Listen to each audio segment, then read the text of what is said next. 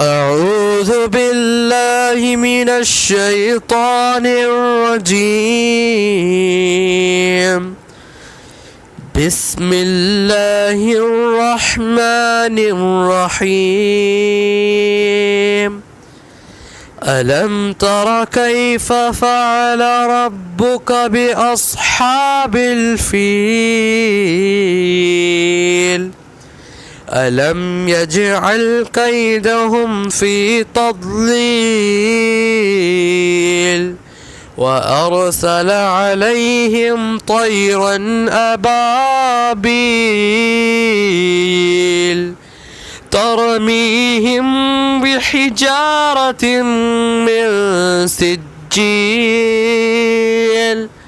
فجعلهم كعصف